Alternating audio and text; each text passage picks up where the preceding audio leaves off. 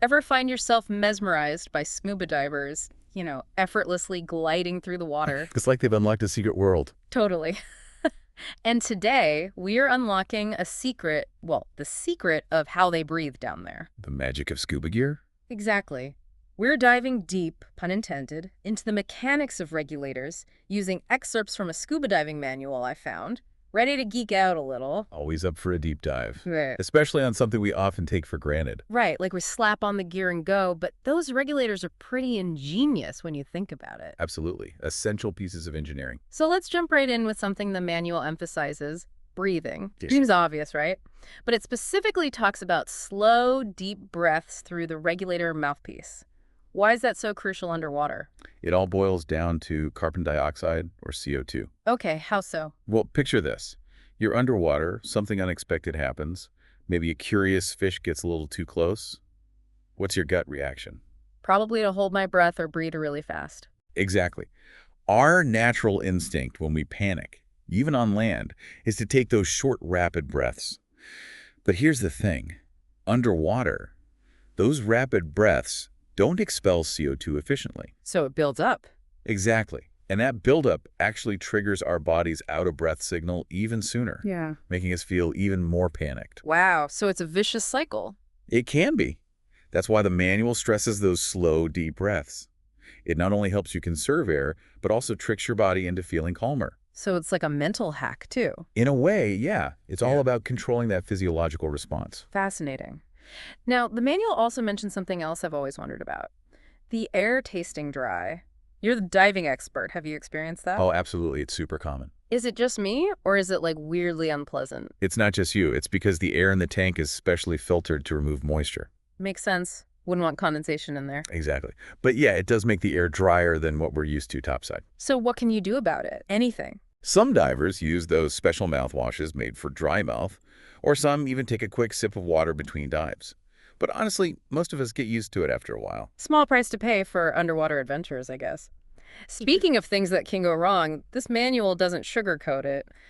The troubleshooting section had me a little nervous, especially the parts about regulators feeling hard or having a free flow. What do those even mean? Yeah, those are definitely terms you want to be familiar with, but hopefully never have to experience firsthand. So tell me I have nothing to worry about. Let's just say it's good to be prepared. A hard regulator basically means it's difficult to draw a breath from. Hard like trying to suck a thick milkshake through a straw? That's a pretty accurate analogy. It takes more effort to breathe, which can be tiring and, yeah, even cause some divers to panic. Oh, I bet. That doesn't sound fun. Not at all. Now, free flow is kind of the opposite.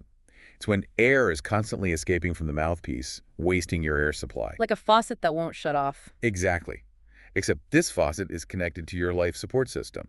Okay, both of those sound pretty terrifying if I'm being honest. What should a diver do if either of those happen during a dive? The most important thing is to stay calm. Easier said than done, I know, but panicking will just make things worse. Definitely.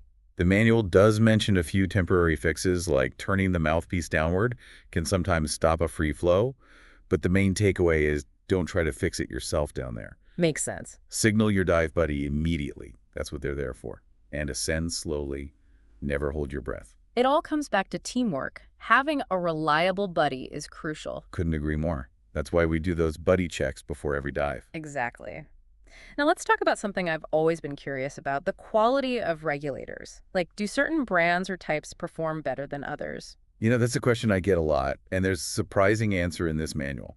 It basically says that as long as a regulator meets European safety standards, they all pretty much do the same job. It's all that fancy marketing. Yeah, it can be a bit misleading. According to the manual, breathing easy underwater is more about the diver's technique than the brand name on their regulator. Huh. So it's kind of like comparing a basic car to a luxury model. They'll both get you where you need to go. Exactly. It's the skill of the driver, or in this case, the diver, that makes the real difference. Interesting. So a beginner diver with a top-of-the-line regulator might not have as smooth an experience as a seasoned diver with a more basic model. Exactly. Experience and proper technique trump fancy gear every time. That's good to know.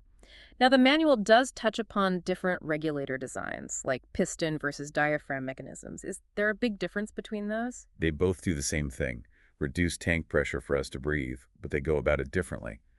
Piston regulators are known for their robustness and reliability, often favored for colder water diving or challenging conditions. Got it.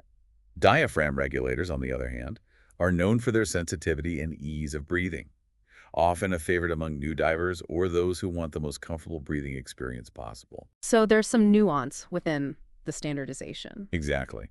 And I think that's what makes this so interesting. Even with something as seemingly simple as a regulator, there's always more to learn. It's a whole world of underwater tech. It really is. Well, on that note, I think we've successfully completed another deep dive. So next time you see those scuba divers out there, remember there's a whole lot of science and engineering making those graceful underwater moves possible. Absolutely. And as always, while we love exploring these topics, nothing replaces proper scuba diving training and certification. Don't try this at home. Couldn't agree more. Now, we've talked a lot about how we breathe underwater, but it makes you wonder, how do marine mammals like whales and dolphins do it? How have their bodies adapted to oxygen management in ways we can only dream of? That's something to ponder.